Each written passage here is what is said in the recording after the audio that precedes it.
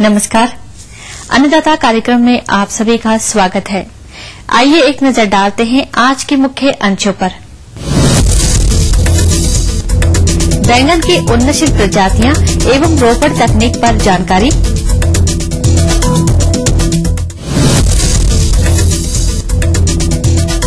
पान की रोपाई पर एक जानकारी,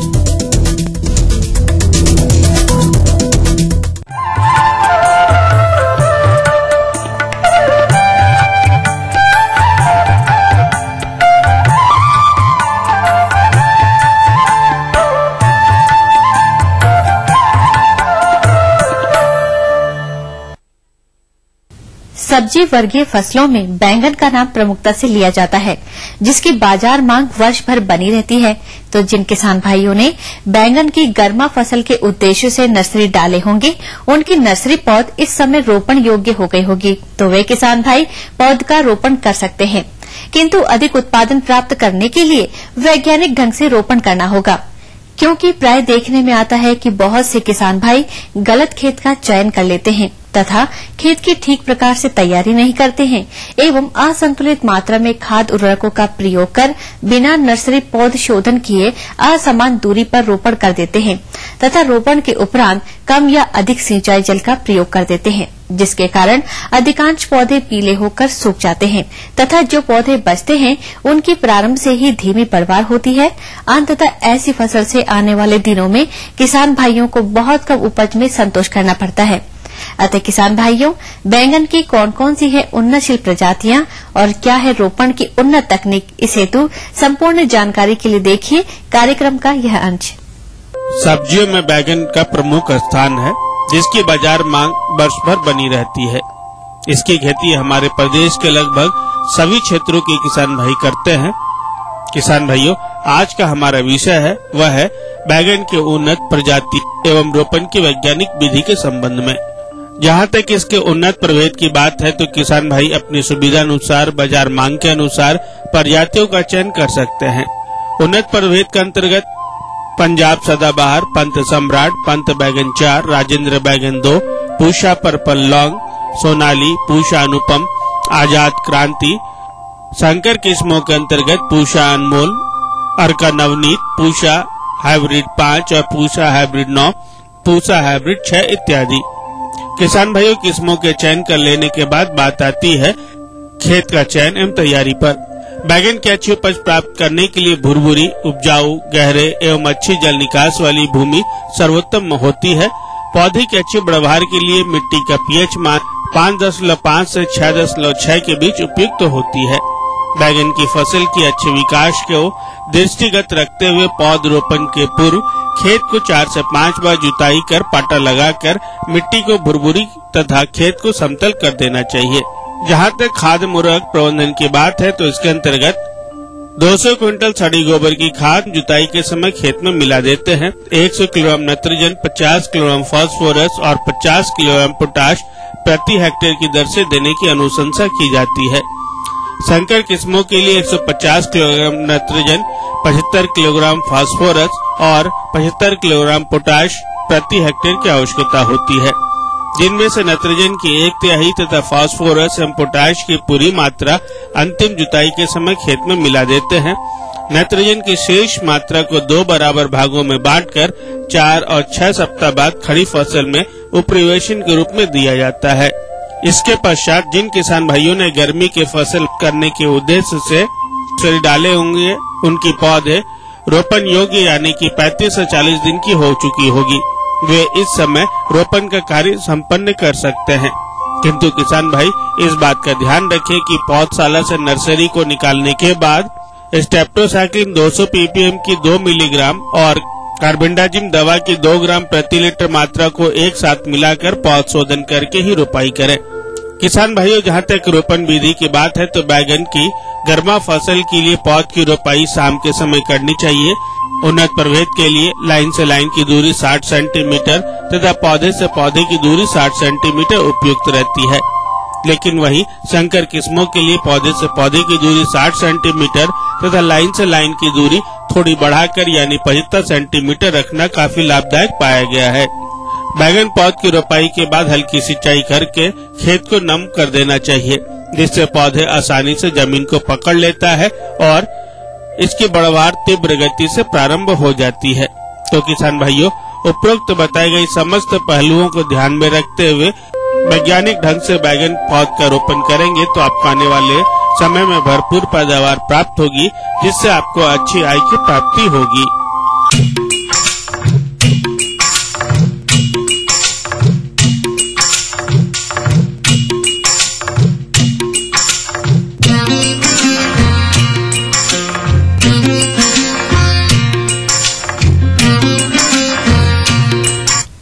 दलहन वर्गीय फसलों में मूंग का विशेष स्थान है।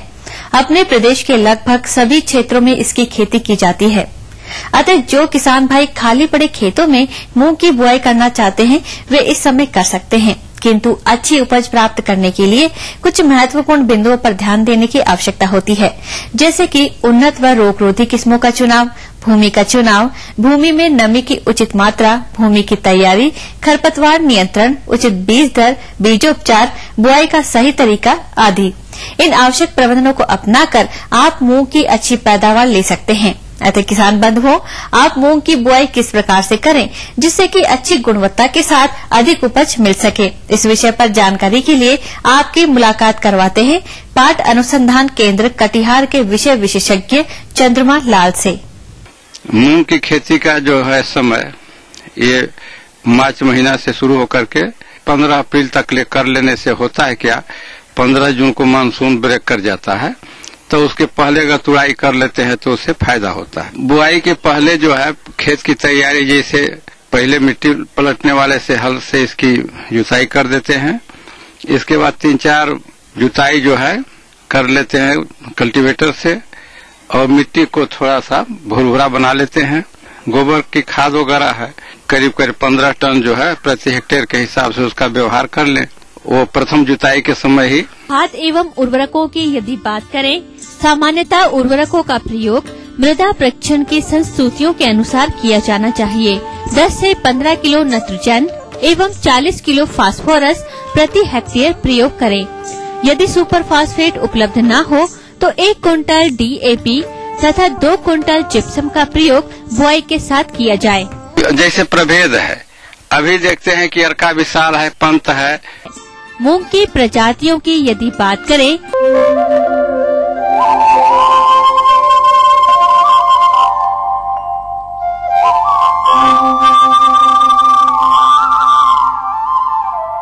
सोना तो उसको है, चूंकि उसका मार्केट कम है लेकिन उपज तो उसका अच्छा होता है। सिंक्रोनिक वैरायटी एक बार पकता है तो उसको भी अगर किसान लगावे तो बहुत अच्छा फायदा होगा। कई 25 से 30 केजी जो है प्रति हेक्टेयर के हिसाब से जो है बीज को लगावे। बीज की मात्रा जायद में मूंग की 25 से 30 किलोग्राम प्रति हेक्टेयर बीज की आवश्यकता होती है। बीज को जब भी करे तो इसको उपचारित करके ही बीज को करना चाहिए। बीज शोधन 2.5 ग्राम थीरम या 5 ग्राम ट्राइकोडर्मा से प्रति किलोग्राम बीज शोधन करें। इसके बाद मोनोक्रोटोफास 36 EC दवा 10 मिलीलीटर प्रति किलोग्राम की दर से बीज को शोधित कर लें। इससे तनावेधक मक्खी के प्रकोप से बचाव होता है तथा फसल की बढ़वार अच्छी होती है। बीज उपचार की यदि बात करें तो उपयुक्त बीज शोधन करने के पश्चात बीज उपचार का तरीका है कि 100 ग्राम गुड़ ले लीजिए, पानी में घोल करके उसको गर्म कर लीजिए। गर्म करने के बाद ठंडा कर लीजिए। ठंडा करने के बाद में जो है 1 एकड़ के लिए 4 पैकेट जो होता है कि कल्चर जो है उसमें डाल दें ठंडा होने के बाद, और उसको बढ़िया से मिला दें। इसके बाद जो है मूंग का बीज जो है उसमें मिला करके ये प्रक्रिया शाम को कर लें, उसके बाद सुबह में उसकी बुआई कर दें। बुआई की विधि की यदि बात करें तो मूंग की बुआई देशी हल के पीछे कूड़ों में 4 से 5 सेंटीमीटर की गहराई पर करना चाहिए तथा पंक्ति से पंक्ति की दूरी 25 से 30 सेंटीमीटर रखना चाहिए। इनकी बुआई सीड्रिल के द्वारा भी आसानी से की जा सकती है। जायद में मूंग के समय की यदि बात करें तो इसकी बुआई 15 फरवरी से अप्रैल के प्रथम सप्ताह तक की जा सकती है। खरपतवार नियंत्रण की यदि बात करें तो पहली सिंचाई के बाद निकाई करने से खरपतवार नष्ट होने के साथ साथ भूमि से वायु का भी संचार होता है। खरपतवार नियंत्रण हेतु पंक्तियों में बोई गई फसल में वीडर का प्रयोग आर्थिक दृष्टि से लाभकारी होगा। खरपतवारों का रासायनिक नियंत्रण पेंडिमेथिलीन 30 EC के 3.3 लीटर को 600 से 700 लीटर पानी में घोलकर बुआई के 2-3 दिन के अंदर जमाव से पूर्व छिड़काव करें। सिंचाई की यदि बात करें, आमतौर पर मूंग की फसल को 3 से 4 सिंचाइयों की आवश्यकता पड़ती है। पहली सिंचाई बुआई के 25 दिन के बाद और फिर बाद में 10 से 15 दिन के अंतर से आवश्यकता अनुसार सिंचाई की जाए। फूल आने से पहले तथा दाना पड़ते समय सिंचाई आवश्यक है। हम फिर हाजिर होंगे, लेकिन इस ब्रेक के बाद।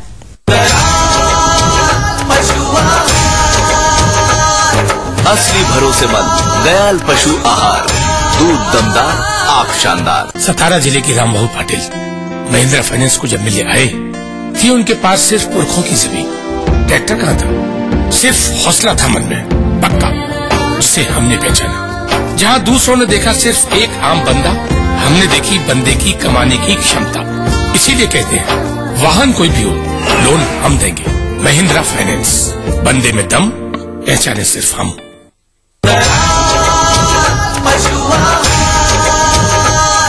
असली भरोसेमंद दयाल पशु आहार, दूध दमदार, आप शानदार। ब्रेक के बाद पुनः आप सभी का स्वागत है।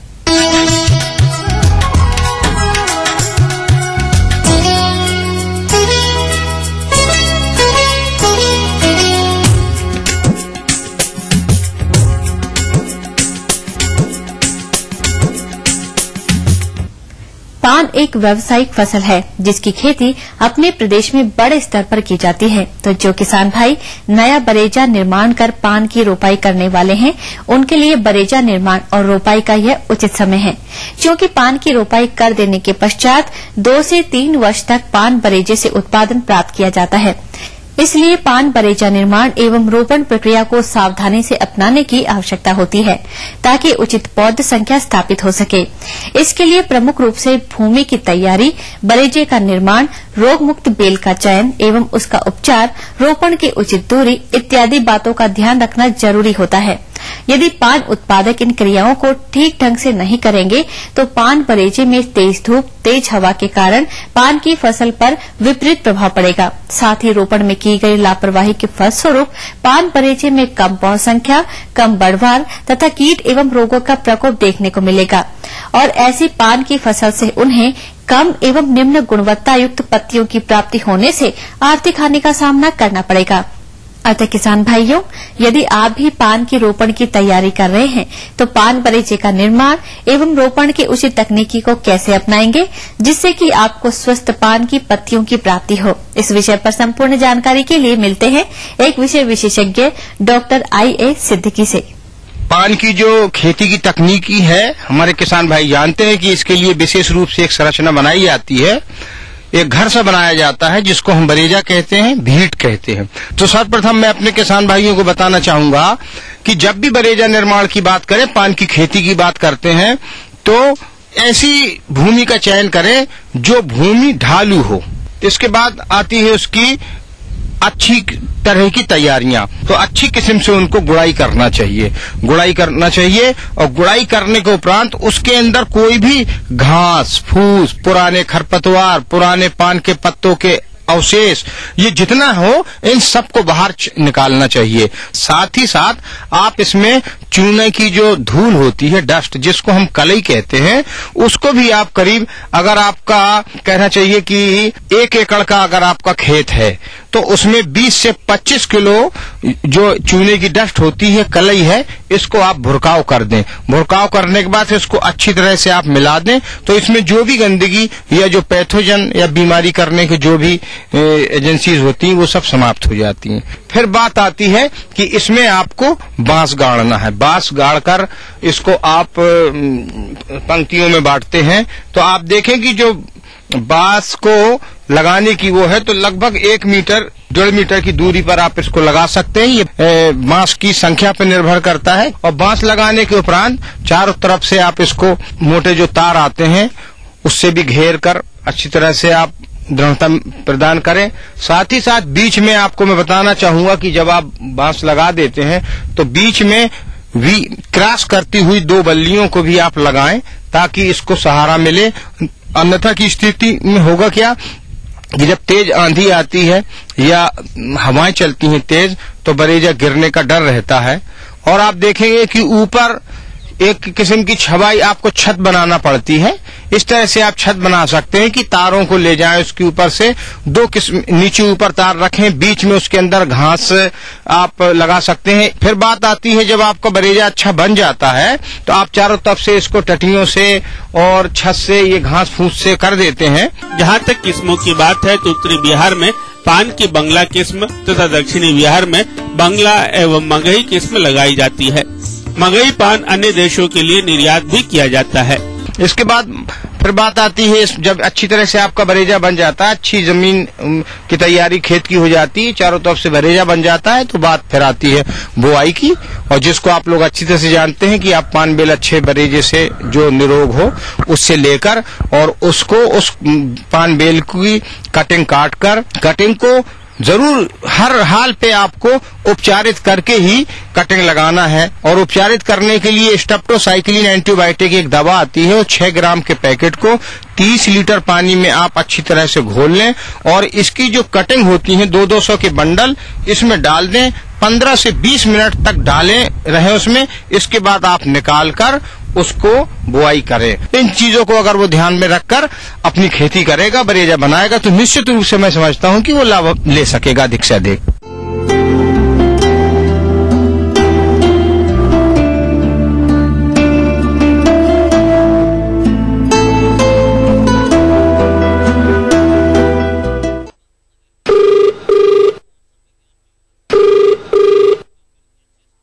अन्नदाता आपके लिए कार्यक्रम में आप सभी किसान भाइयों का स्वागत है।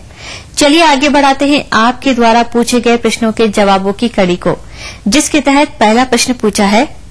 ग्राम लोधीपुर जिला वैशाली के कृषक राम बालक ने आपने अन्नदाता की निःशुल्क फोन संपर्क सेवा के माध्यम से हमें बताया कि आप बैकयार्ड मुर्गियों का पालन करना चाहते हैं, अतः इस विषय पर जानकारी चाहते हैं। तो राम बालक जी, इस हेतु देखिए कार्यक्रम की यह प्रस्तुति। बैकयार्ड कुक्कुट पालन में अनेक कुक्कुट प्रजातियां जैसे RIR, Aseel, Kadaknath, Plymouth Rock, New Hampshire आदि का प्रयोग किया जाता है।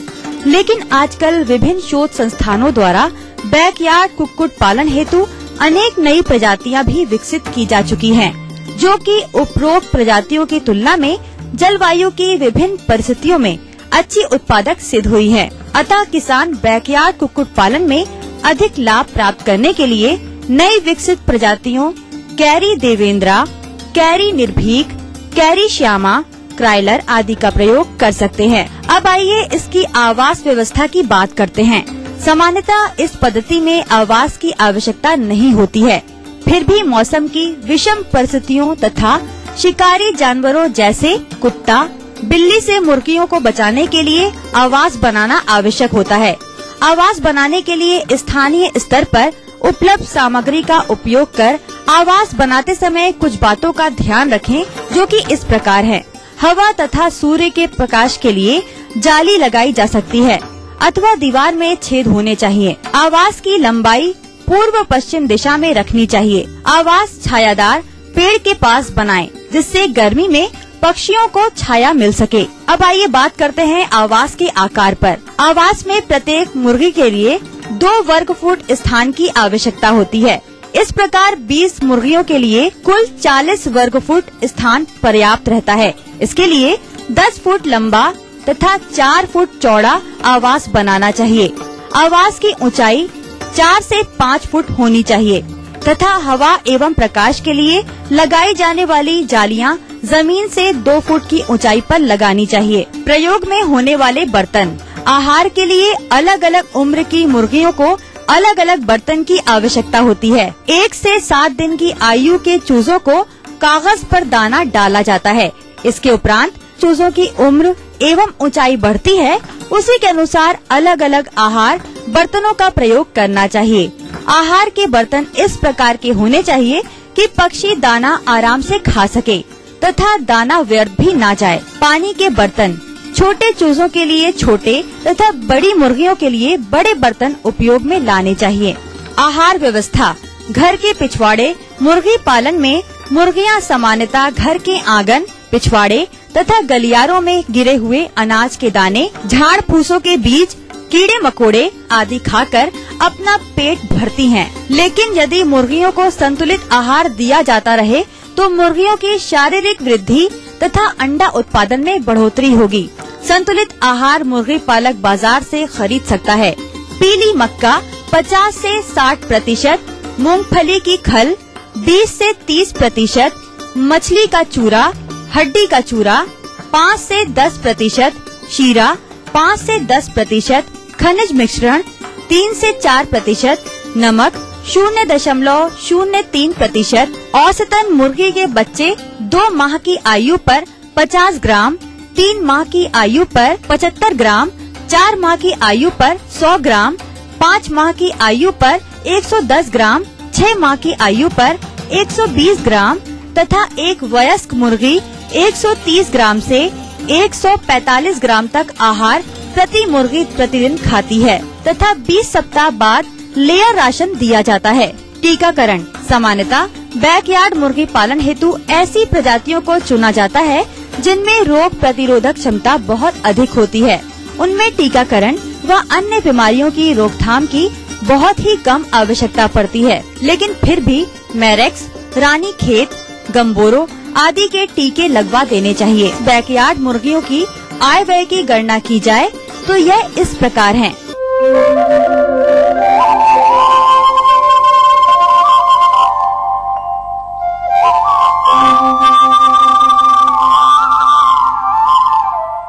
अतः उपरोक्त बिंदुओं के आधार पर यह कहा जा सकता है कि ग्रामीण क्षेत्रों के लघु एवं सीमांत कृषकों के लिए बैकयार्ड मुर्गी पालन एक सस्ता, सरल, रोजगार परक एवं लाभकारी व्यवसाय है। दूसरे प्रश्न के माध्यम से जानने की इच्छा जाहिर की है। ग्राम नैपुर, जिला बेगूसराय के कृषक जुगल किशोर सिंह ने आपने अन्नदाता की निःशुल्क फोन संपर्क सेवा के माध्यम से हमें बताया कि आप सागौन की नर्सरी तैयार करना चाहते हैं और इस संबंध में जानकारी चाहते हैं। तो सिंह जी, इस हेतु देखिए कार्यक्रम की यह प्रस्तुति। हमें विशेष ख्याल ये रखना चाहिए कि सागौन की नर्सरी लगाने के हेतु हम जो है किसी छायादार के आसपास के स्थान का चयन कर लें और इस बात का विशेष ख्याल रखना चाहिए कि इस खेत में दीमक इत्यादि का प्रकोप ना हो। नर्सरी में हमको विशेष ख्याल एक बात का और रखना चाहिए कि नर्सरी बेड की चौड़ाई जो है वो 1 मीटर से अधिक ना होने पाए। लंबाई हम 8 से 10 मीटर रख सकते हैं। चौड़ाई अगर 1 मीटर से ज्यादा कर देंगे तो थैली में जो हमको निकाई गुड़ाई करनी पड़ती है उसको हमें समस्या आ सकती है। इसलिए चौड़ाई हम जो है उसकी 1 मीटर ही रखेंगे।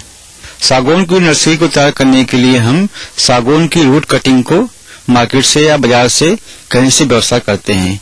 हमारे देश में जो है सागौन पाया जाता है वो केरला में, मध्य प्रदेश में, इटाली में अच्छा सागौन पाया जाता है और सागौन की जो प्रजाति है उसको बोलते हैं टेटोना गैंडिस बोला जाता है।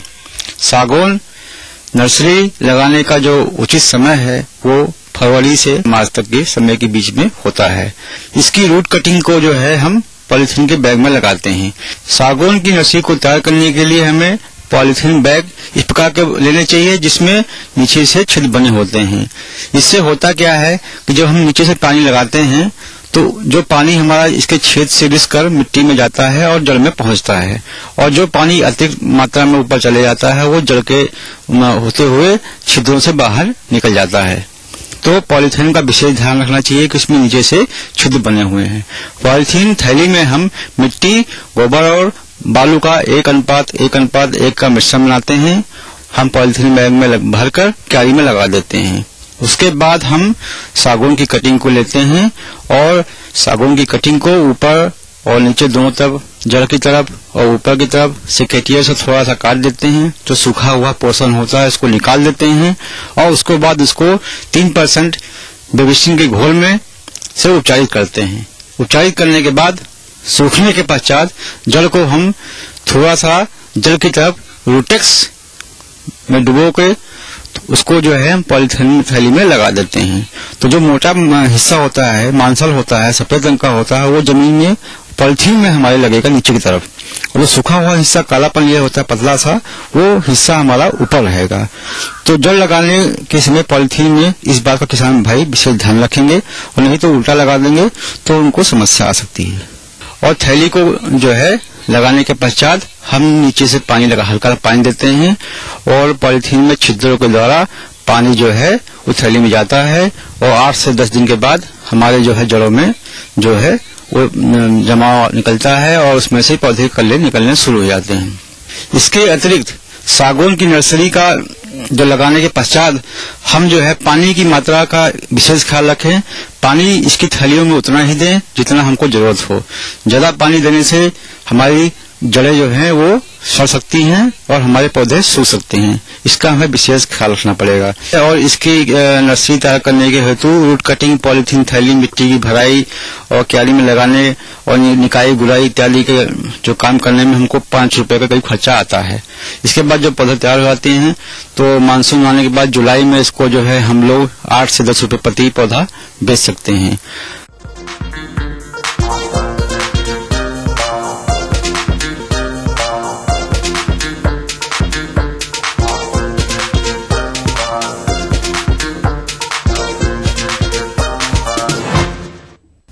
आइए देखते हैं प्रदेश के विभिन्न मंडियों के कृषि उत्पाद के भाव।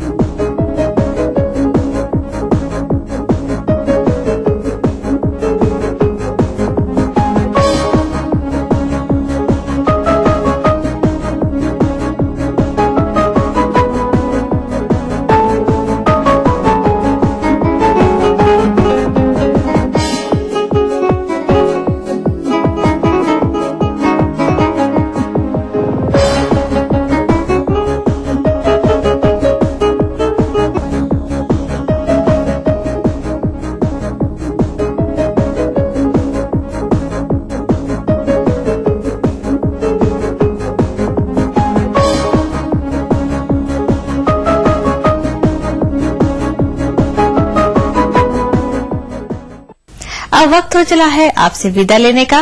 कल हम फिर हाजिर होंगे नई नई जानकारियों के साथ। आज्ञा दीजिए, नमस्कार।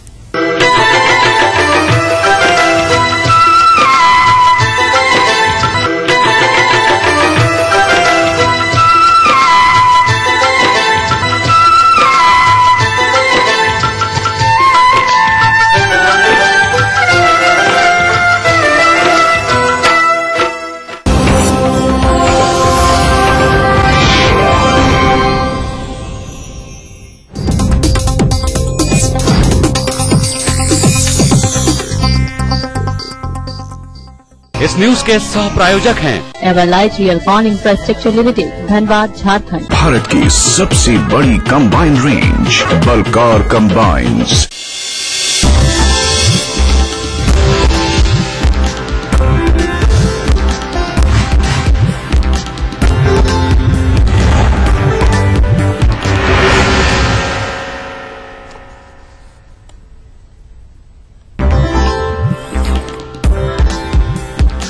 सूबे के यूनिवर्सिटी और कॉलेज में शिक्षकों की होगी नियुक्ति, कैबिनेट का फैसला। भागलपुर में जलापूर्ति योजना शुरू करने को भी मंजूरी।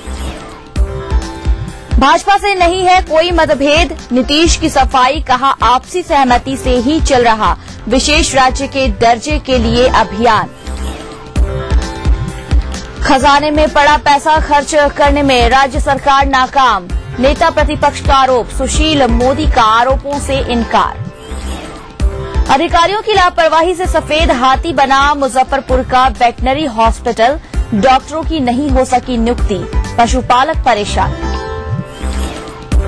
और मिट रहा मोतिहारी के मोती झील का निशान, अतिक्रमणकारियों ने बिगाड़ी सूरत, कार्रवाई का भरोसा दे रहा प्रशासन।